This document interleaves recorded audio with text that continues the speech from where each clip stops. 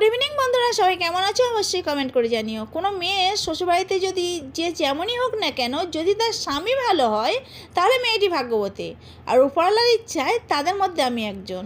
কারণ কি, আজকে দুপুরবেলা ছেলে আর মেয়ে একজন নিমন্ত্রণ বাড়িতে গিয়েছিল। আমি আর আমার বড়মশাই খেয়েছিলাম, কিছু তরকারি বেঁচেছিল। সন্ধ্যাবেলা ভাবছিলাম কি করি। বড়মশাই বলল, যা হোক একটা করে দাও না, খেয়ে নেব। আমি তো নিশ্চিত, আমি তো যা করে দেবো আমার বড়মশাই সেটাই খেয়ে নেবে, সেটা খারাপ হোক আর ভালো হোক।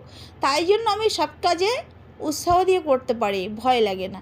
তাই জন্য সন্ধ্যাবেলা আমি যেমন তেমনভাবে একটা রুটি বানিয়ে নিলাম, একটু চিজ দিয়ে, একটু পেঁয়াজ কুচি, কাঁচা লঙ্কা দিয়ে, একটু গুঁড়ো লঙ্কা দিয়ে একটু পরোটার মতো করে বানিয়ে নিলাম।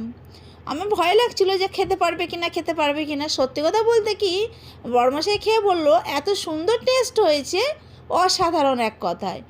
তোমরা প্রসেসটা লক্ষ্য করে একবার ট্রাই করে দেখো, অবশ্যই তোমাদের ভালো লাগবে। বাই।